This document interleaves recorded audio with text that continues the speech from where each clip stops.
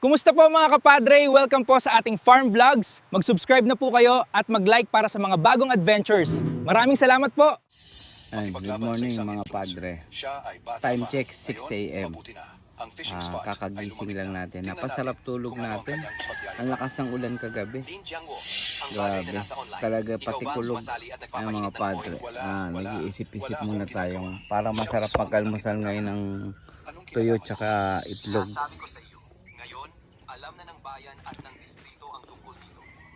Nagsasaing pa lang ako. Tapos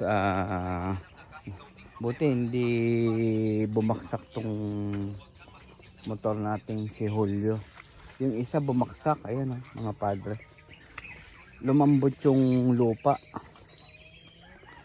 na i-parking ng tao natin ng naka side stand. Ayun, bumaksak ko. Hindi ko may tayo-tayo, madulas pa. Maya-maya siguro pag tumigas yung lupa, may tatayo natin. Buti ang bagsak niya pag ganun. Pag ganito bumaksak pa kabila, ngayon tinayo kong ganun, sinusubukan kong tumayo, dumudulas yung paa ko. Mamaya na lang siguro pag tumigas yung lupa. As of now, maganda naman yung panahon natin. Kaya makakapagtrabaho tayo. Kala ko tuloy-tuloy yung pagulan Anong oras na rin, tinanghali kami ng gising, sarap matulog. Ito yung tinutulugan natin mga padre kubo. Maganda yung araw ngayon. Hopefully sana tuloy-tuloy yung gumanda yung araw para makapagtrabaho tayo ng maganda. Para mag-start tayo mamaya-maya mga 7:30. Pero magluluto muna ako ng almusal para pag nagtrabaho yung mga tao, nakapag-almusal na. Nagsasaing pa lang ako. Masarap, parang masarap ngayon dahil kakagaling sa ulan. Tuyo at itlog. Yung itlog, scrambled egg, masarap. Ay, mga manok natin pag-aalagala. Pati yung mga pigi-pigi. Ayan, malaki na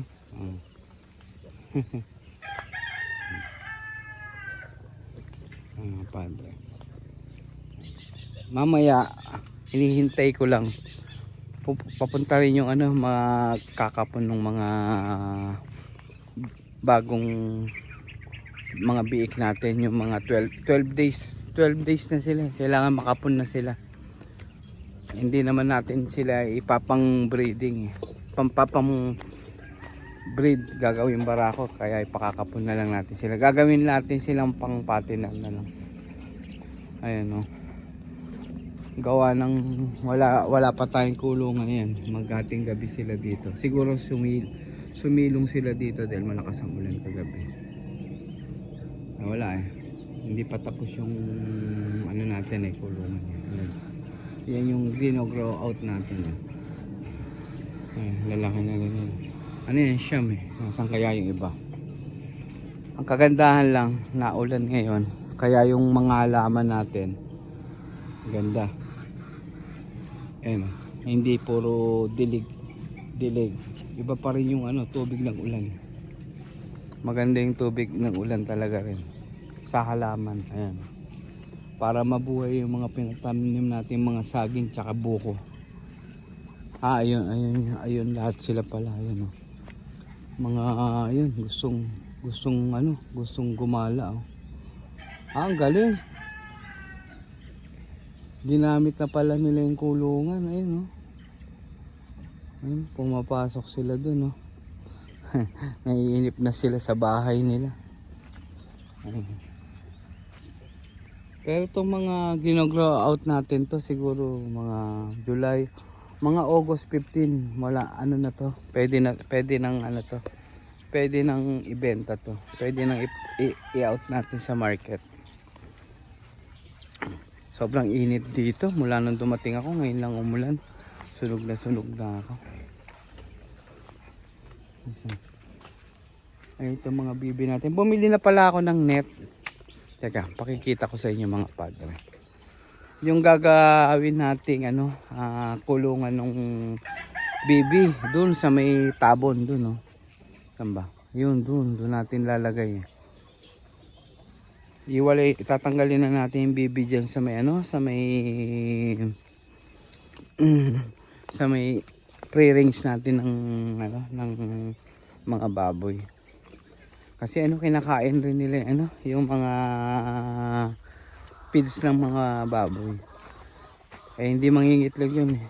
Hindi mangingitlog yung mga bibi natin, sayang yung duck layer na binibili natin. Ano na yun eh, 6 na peraso yung mga bibi natin. Puro mga pambreeder. Ito. Bumili na ako ng net kahapon. Ito nabili kong net.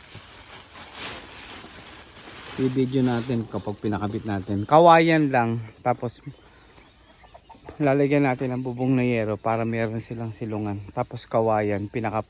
Kawayan tas nenet natin. Pinaka pre-range nila. Ayun, dami pa natin materyales siguro. Kasya na yan para dito sa tinatayo nating kulungan. Ayun, ganda ng panahon, no? Tuwan-tuwa yung mga halaman na diligan sila. Ayun mga padre. Mga padre, mamaya balikan ko kayo kapag nag-i-start na sa construction doon. Magluluto muna tayo. Ayun, nagsasaing pa ako. Ayun. Mamaya balikan ko kayo para meron lang muna makain ng almusal yung mga tao para malakas. Ganito dito sa probinsya, kanin ang kinakain, sanay sila. Pag tinapay, hindi sila sanay. Gusto nila lagi kanin. O paano mga padre? Balikan ko kayo pag nandun na tayo sa construction site. Dito na tayo sa site. Papunta na tayo dito sa ginagawa nating kulungan.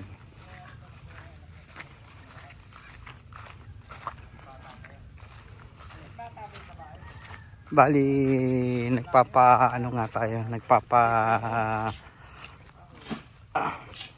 flooring na tayo.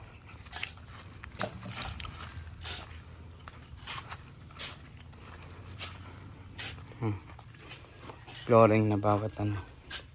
Pati ito si semento din ito. Ang pangalawa. Pangatlo. Tapos lalagyan ko mong pakainan mo ito mamaya. Pag ganun. Pa letter L. Ay, sorry.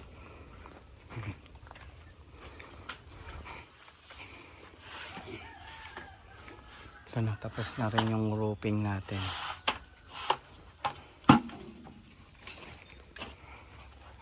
Tapos itong sa likod, gagawa pa tayo ditong kanal. Ano, daanan ng mga dumi nila. Para dito, papaukay pa tayo dito ng septic tank. Tapos itong dalawang to, gaya na sinabi ko, gagawin natin ano to, ipitan ng biik.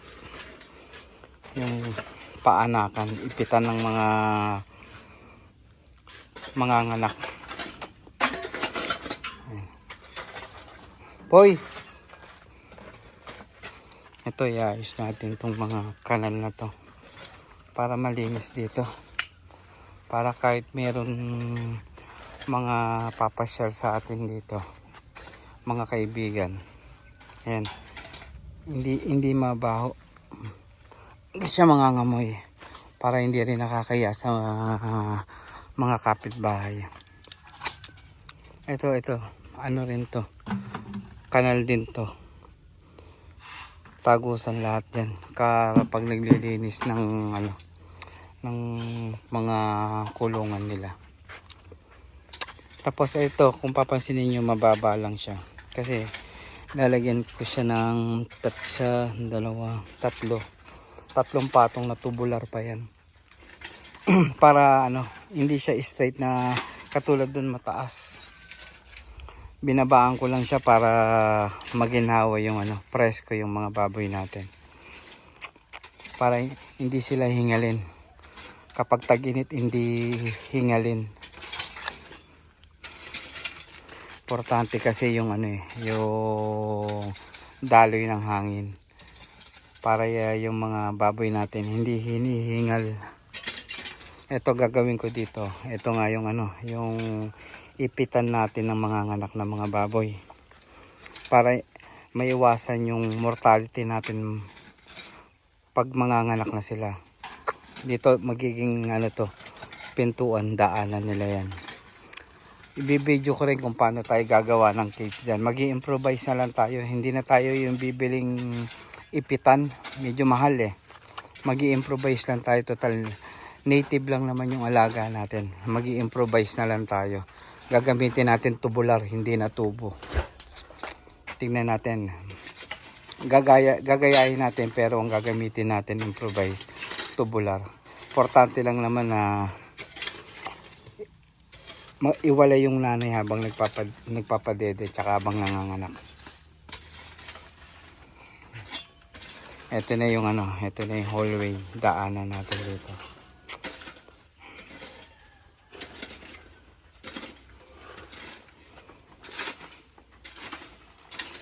Yan, tapos hindi na tayo magigate. Magiging gate na lang natin dito. Para may access sa tubig. May access tayo sa puso. If ever na mangailangan ng tubig, ayan.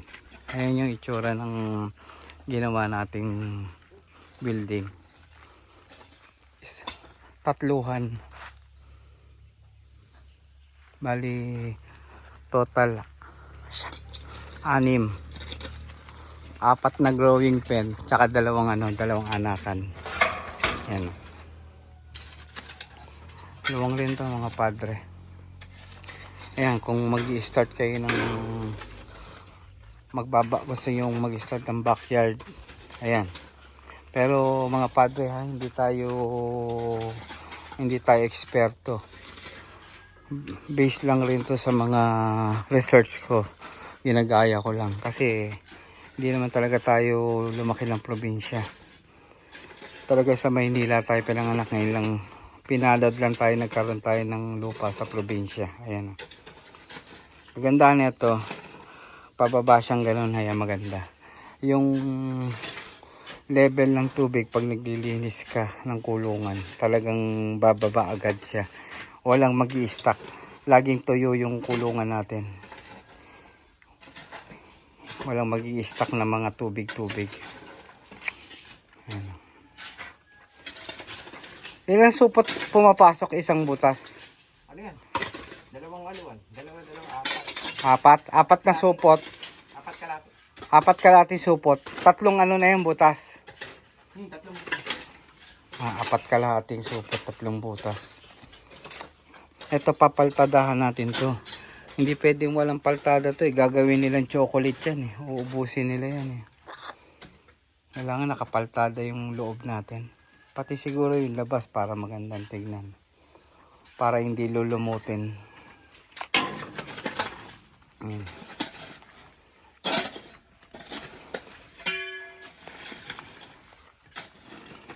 Jeff, iwalay mo kaya ako ng konti. Para mamaya-maya pagkaluto ko dun, maggagawa ako ng kainan. O yung pangalawang halo. Sige. Para hindi na gumulo. Okay. Papalo na lang ako. Ito, agang malambot pa para kapit na kapit yung kainan. Lalagyan natin ng kainan mga padre. Ako na lang gagawa. Para makatulong naman tayo sa mission. Mission 101. Ayan. Kagandahan lang talaga mga padre pag umuulan. No? Ang ganda ng mga tanim natin. No? Buhay na buhay. Although kahit nadidiligan mo, iba pa rin yung tubig ulan. Meron talagang nutrients ang tubig ulan eh. Siyempre nga galing sa langit yun eh, kalikasan. Iba talaga yung tubig ulan. Sobra-sobra pa yung yero ko pero may paggagamitan. Itong sobrang yero na to, ilan pa yung sobra ko eh. Ito gagawan natin to ng bahay. Ayan o, yung poso natin. Gagawa natin, hindi yung nakaganyan, naka-expose. Baka masira yung yung mga motor-motor dyan. Papagawan ko yan. Slowly but surely. Unti lang yan. Laki rin Kung pagsasamahin to, mas malaki to kaysa dun sa kabilang kulungan natin. Kabilang kulungan natin. Ayun lang eh. Mas malaki ito. Ay mga padre mamaya. Pagkakain. Ako na prepare ko yung papaprepare ko yung gagamitin ko dito. Maglalagay ako ng pakainan ng baboy. Ay mga padre. Dito lang ako nakaupo ako dito. Ayan sila. Ayan, mga pre-range natin. Ayan. Kulit oh. Kinakalikot yung mga gamit sa construction. Maliligalig. Ayan.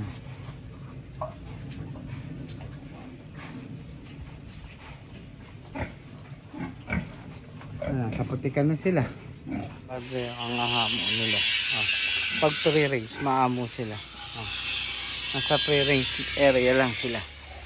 Ayun.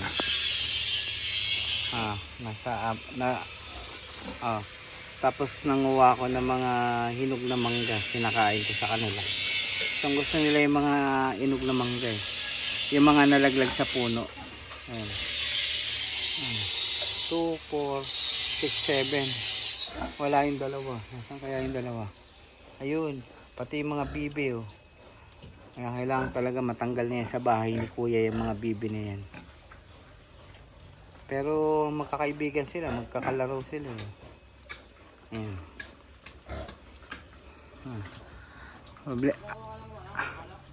Ano na? Tsaka na muna. Mamaya na raw sabi ni Mike. Para hindi yan na lang muna. Ha? Ayan mga padre. Wala na silang kulungan eh. Puno na yung mga kulungan natin eh. Sa 2 puno. Nandito si Ivana rin. Kasama niya yung mga chikiting niya. Yung mga bagong panganak na doon. Kasi bukas ipapaano natin to. Bukas na raw pupunta yung magkakapon eh. Tinanghali eh. Kailangan daw magang-maga para hindi madugo. Ayan.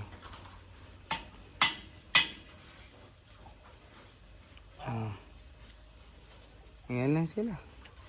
Ganda lang ng native eh. Hindi maselan alagaan eh. Ayan, pre-range lang sila yan.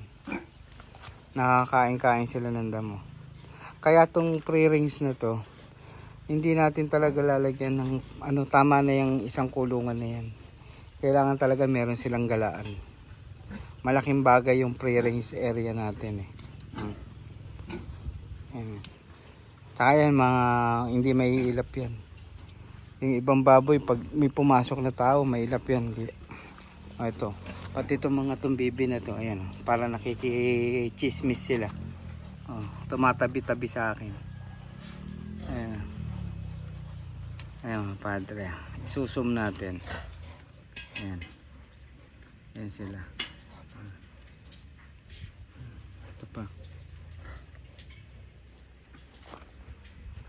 Ayan.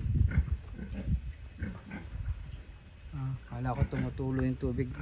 Umiinom pala sa sprinkle. Tapos yun yung natin. Ayan. Nagplo-flooring na kami. 2 butas na lang yung flooringan tsaka yung hallway. Tapos paltada. Tapos magbabakal na kami. Malapit na matapos siguro 3 araw okay na yan. Finish na. Meron na kulungan tong siyam na to. Pero tong siyam na to malapit na kasi itong mai-dispose eh. Kung hindi nagkakamali ang mga kilo na nito nasa 18-20 na to. Ayan, nasa 18-20 na to. Malapit na rin to ibenta. Nakaka-4 na sako na ako eh. 2 starter, 2 hog grower. Ayan.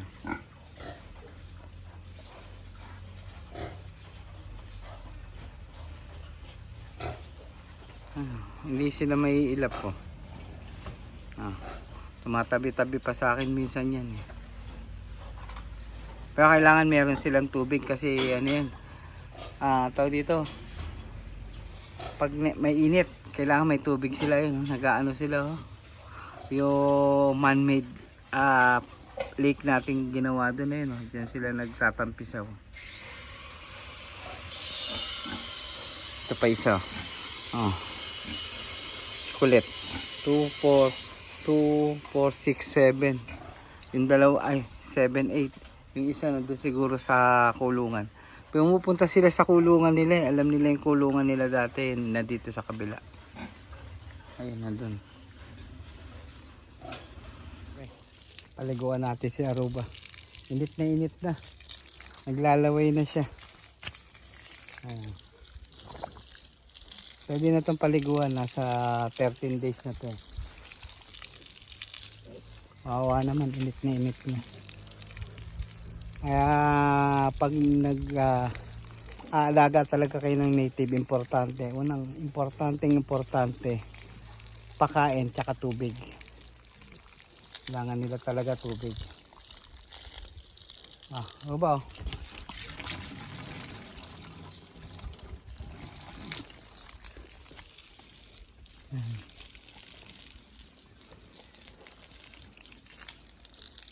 Uba.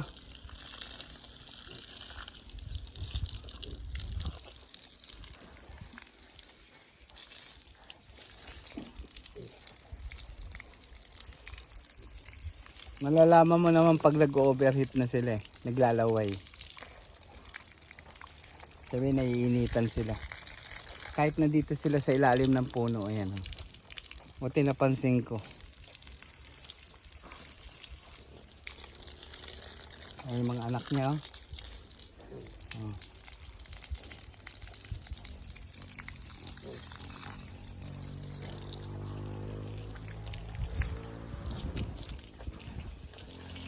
Ayan, okay na yan.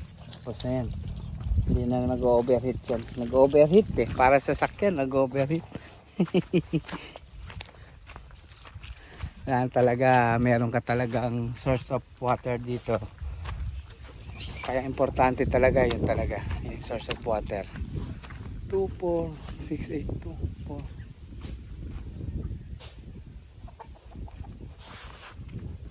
2, 4, 2, 4, 6, 8, 1. Source of water talaga. Saka siyempre pakain na rin.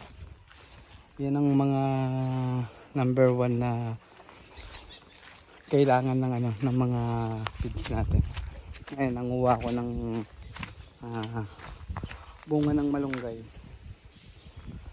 Bibigay natin merienda dun sa siyam na grow out natin. Itong yung malapit na nating i-release para makabawi na tayo sa mga pinakain. Kikita kaya o hindi, abangan natin. Sana kumita kahit konti para may panggasolina man lang, pang toll gate. Ayan Ichay!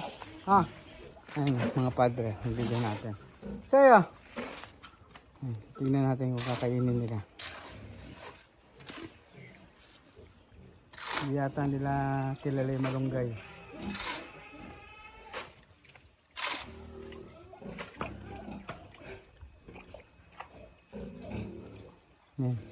Binibigyan natin sila ng mga merienda.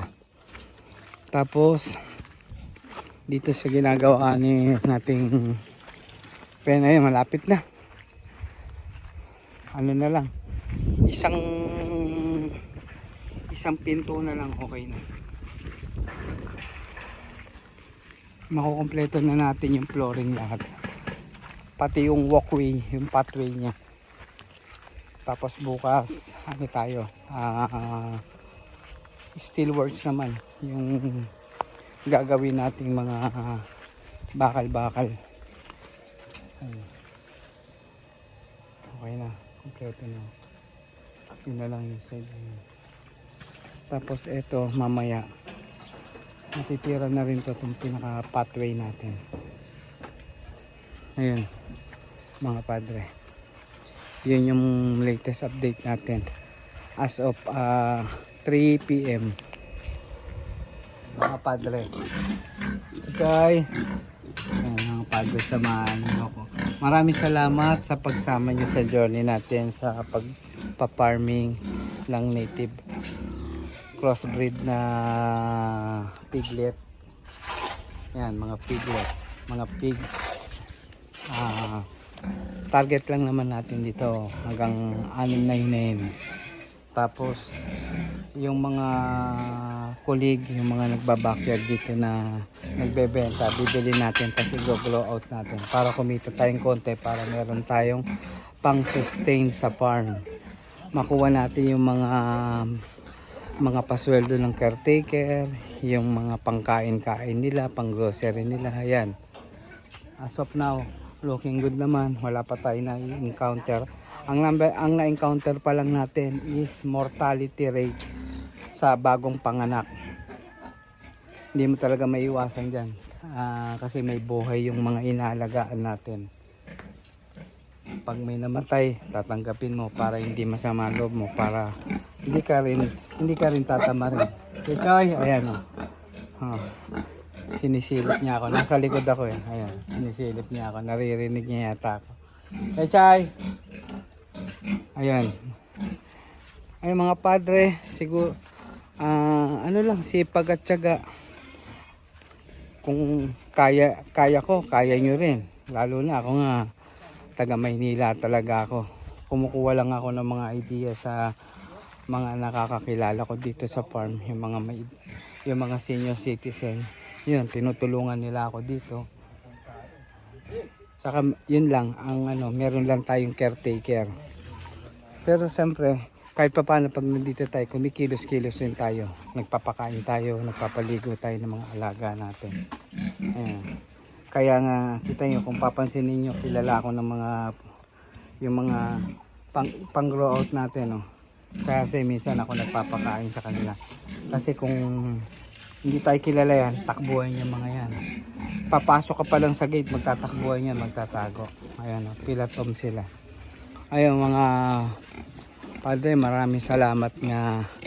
Patuloy ako nagpapasalamat sa mga nanonood sa atin dito sa YouTube.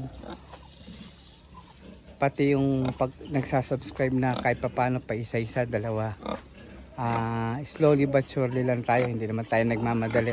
Etong channel na to, ginawa ko para maka-inspired ako ng mga katulad kong Manila boy na gustong pumasok sa ganitong business sa pagpa-farming kahit wala tayong alam.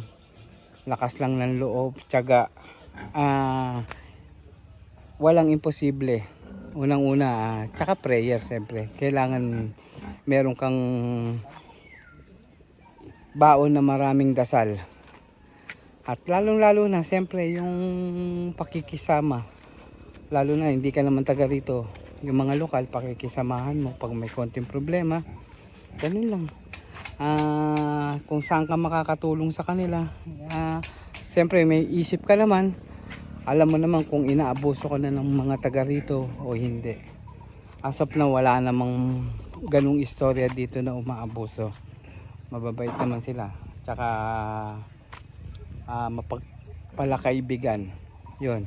Pag na dito every morning may mga bisita tayo mga lokal. Tsaka ang kagandahan pag may mga kaibigan ka mga lokal dito, hindi ka na mamumroblema sa resources. For example, yung nagkakapon o meron akong kilalang nagkakapon doon, yun sila mismo yung kumokontak pupunta dito. Ang kapon nga pala is 70 pesos per kapon. Dapat ngayon kakapunin, ang nangyari bukas na lang daw. Kasi yung magkakapon, naka-schedule dun sa kabilang babuyan. Kailangan daw pala pag nagkakapon is morning. Pero sakto-sakto naman ang gusto niya, ikulong na namin yung mga biik. Kasi para mabilis sa hulihin pag nagkakapon. Ayun mga padre, hindi na natin pabahin itong video na to. Bukas i-update ko kayo kapag ano naman yung gagawin natin sa pig pen natin. Maraming salamat mga padre. Comment naman dyan kung hanggang saan nakakarating yung video natin. Haba na ng buhok ko. Hindi na ako nakapagpagupit. Pero sa susunod siguro papagupit na ako pag uwi ka ng Maynila. Ayun mga padre. Yun, hanggang dito na lang yung video natin. Hindi na natin pahabain. Kung kaya ko, kaya nyo rin. Sipag at tiyaga, tiwala sa sarili, at samahan nyo ng maraming dasal. At lagi kong sinasabi, ingat kayo and God bless.